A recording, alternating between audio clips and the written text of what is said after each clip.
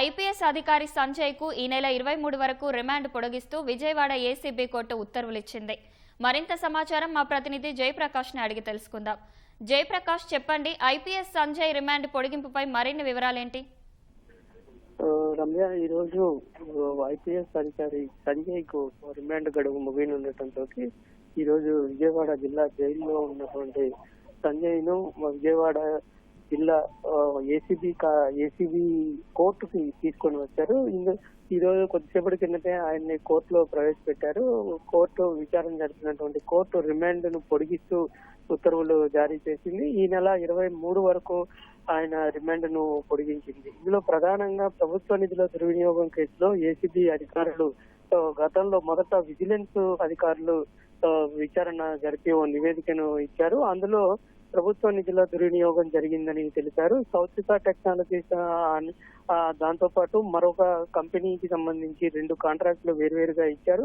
ఈ 2 ఒకే సిస్టర్ కన్సల్టెన్సీలుగా ఉండి ఒకే ప్రాంతంలో ఉండి అవి 2 కంపెనీలుగా చూపించారని, అందులో ఒక కంపెనీ బోగస్ కంపెనీగా ప్రాథమికంగా విచారణలో తేలినట్లు ఏసీబీ అధికారులు తెలిపారు. అనంతరం కేసు నమోదు చేసి పూర్తి స్థాయిలో విచారణ జరిపారు. అగ్నిమాపక శాఖలో పనిచేసినప్పుడు అగ్నిపథ్ వెబ్సైట్ కి సంబంధించి దాని నిర్వహణ, అదేవిధంగా ట్యాబ్ లో కొనుగోలుకు సంబంధించి ఐపీఎస్ అధికారి అందులో కొంత నగదు దుర్వినియోగం చేశారు. కాంట్రాక్టర్ కు నిధులు వెంటనే మంజూరు చేశారు. వాళ్ళు పూర్తిగా ఒప్పందం ప్రకారంగా పనులు చేయకపోయినప్పటికీ వాళ్ళకి నిధులు కట్టబెట్టారనే ఆరోపణ ఉంది. మరోవైపు ఇటు సిఐడి చీఫ్ గా ఉన్న సమయంలో ఎస్సీ అట్రాసిటీ యాక్ట్ కి సంబంధించి దానిపైన అవగాహన సిఐడి ఆధ్వర్యంలో కల్పిస్తూ ఉంటారు. అవగాహన కల్పించేందుకు ఒక కంపెనీకి కాంట్రాక్ట్ ఇచ్చారు. ఈ సిఐడి నిర్వహించినటువంటి కార్యక్రమాలను సైతం తాము చేసినట్టు బోగస్ కాగితాలు, బిల్లులు పెట్టి వాటిని మంజూరు చేయించుకున్నారనే ఆరోపణలు ఉన్నాయి. దానికి సంబంధించి ఏసీబీ అధికారులు కూడా ఆధారాలు సేకరించారు. ఈ ఆరోపణల పైన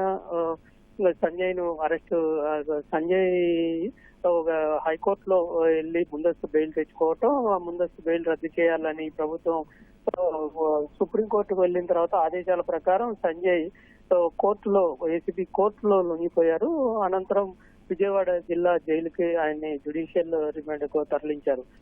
ప్రస్తుతం ఇదే కేసులో ఈ రోజు మరోసారి కస్టడీకి కావాలని కోరుతూ పిటిషన్ దాఖలు చేశారు ఏసీబీ అధికారులు. దానిపైన ఈ రోజు సాయంత్రం లోపు ఉత్తర్వులు వెలువరించనున్నారు. 3 రోజుల పాటు ఇటీవల కస్టడీకి తీసుకొని విచారించారు. అయితే దాదాపు సమాధానాలు అన్నింటినీ ఆయన దాటవేసే ప్రయత్నం చేశారు. పొడిపొడిగా సమాధానాలు చెప్పారు, విచారణకు సహకరించలేదు. కాబట్టి మరొక 4 రోజులు సంజయ్ ను విచారణకు అనుమతి ఇవ్వాలని కోరుతూ ఏసీబీ అధికారులు పిటిషన్ దాఖలు చేశారు. ఇటీవల విచారణ జరిపినటువంటి న్యాయస్థానం ఈ రోజు ఉత్తర్వులు వెలువరిస్తామని తెలిపింది. సాయంత్రం లోపు దానికి సంబంధించిన ఉత్తర్వులు వెలువరించే అవకాశం ఉంది.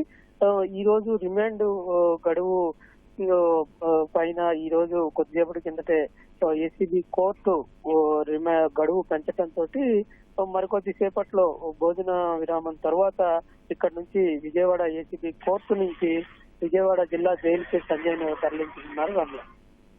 ధన్యవాదాలు జయప్రకాష్.